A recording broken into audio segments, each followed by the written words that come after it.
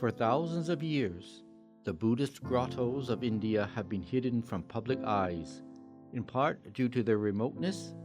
Sometimes we just don't know where to start, leaving all this beauty and timeless magnificence to small circles of scholars who know about them.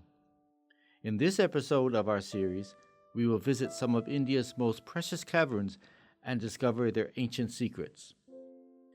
Every Buddhist cave in India is unique. Each cavern has its own history and its own artisans. They would have welcomed real people, real sculptors and monks into their chambers and hallways. Their corridors would have echoed with the footsteps and chanting of devotees, both lay and monastic.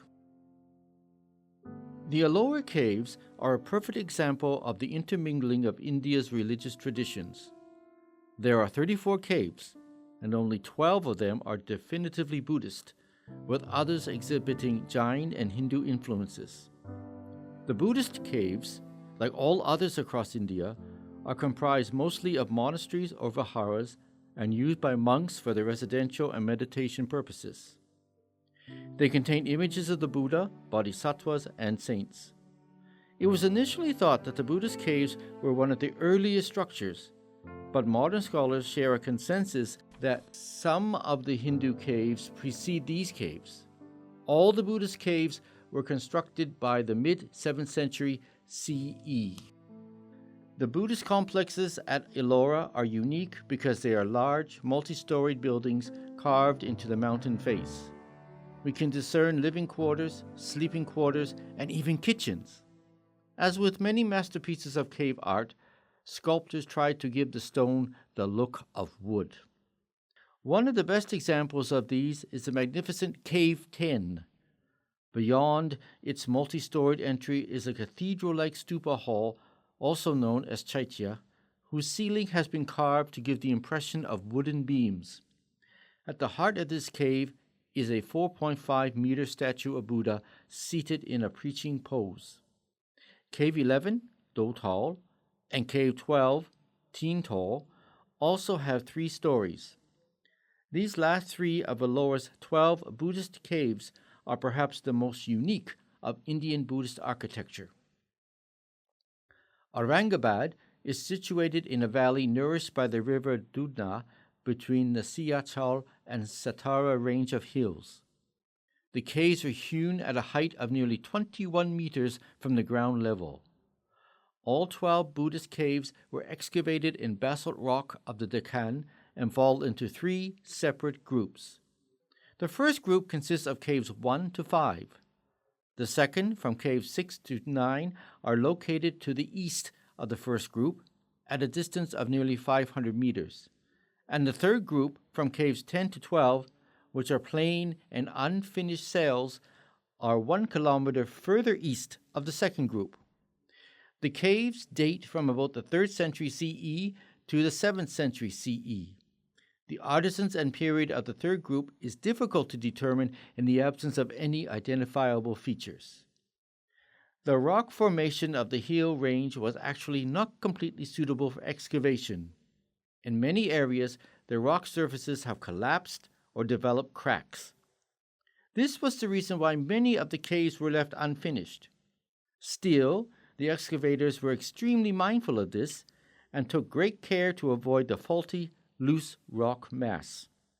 It was not physical rock that led to the abandonment of the caves, however, but rather the long march of time.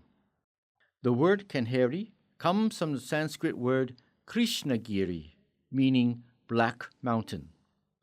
The Kanheri Caves take their name from the Black Caves in Sanjay Gandhi National Park, Borivali, 40 kilometers from Mumbai. Dating from the 1st century BCE to the 10th century CE, making them one of the earliest stone complexes, they were painstakingly excavated out of a massive basaltic rock outcropping. They are situated at a height of 457 meters above sea level, offering visitors a distant panoramic view of the vast Arabian Sea and Vasai Creek. The Kanheri Caves would have witnessed the reign of the Mauryan and the Kushana emperors. Like other Buddhist shrines, they represent the austerity of the ancient and early medieval Indian architectural style.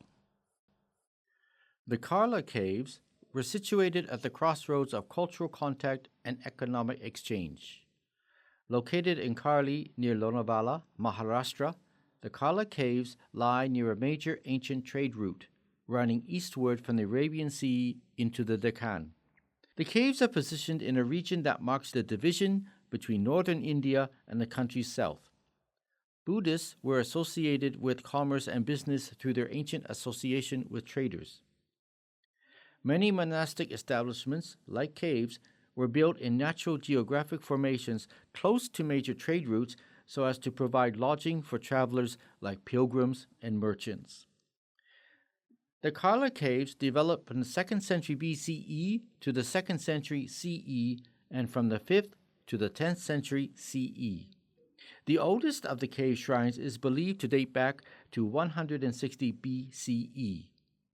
The main cave features a large, intricately carved chaitya or prayer hall dating back to the 1st century BCE. This is among the largest rock-cut chaityas in India, measuring 45 meters long and up to 14 meters high. Isn't this monument just breathtaking? The 2nd century Bhaja caves are situated in Malvar Taluka, Pune district, Maharashtra, India.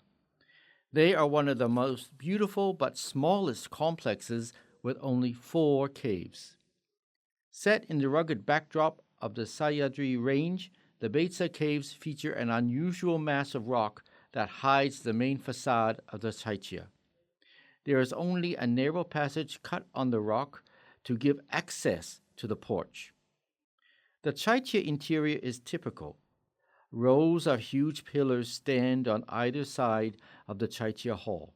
At the center of the semicircular end is the stupa, carved with a lotus bud. The ceiling of the porch boasts designs that imitate the wooden structure before monks began moving into caverns. 2 imposing pillars at the entrance draw you into the holy ambience, with sculptures of animals and people evoking the great stupa at Sangchi. Bhaja's main attraction is the majestically executed chaitya's porch and the facade. The hall is a 2-storied building, but the facade and the porch are unique.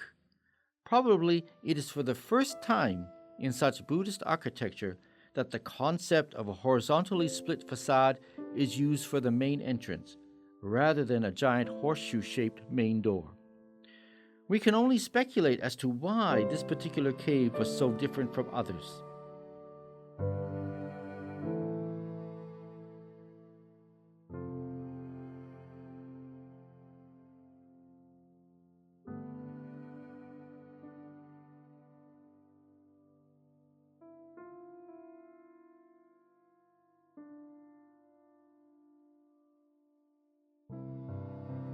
In this series, we have traveled across India, scaling great heights to find majestic caverns of sacred importance. These grottos of ancient and medieval times are some of India's most unique and precious archaeological sites. Some, such as the sites at Aurangabad, need urgent maintenance and conservation. Despite growing international and academic interest in these sites, it is not easy to muster the finances, manpower, and will to protect them. And it will be up to all of us to explore sustainable ways in which these caves are preserved for posterity, so that the cavernous halls, tall pillars, majestic sculptures, splendid mosaics, and yawning ceilings can continue to hear the echoes of the future's chanting pilgrims.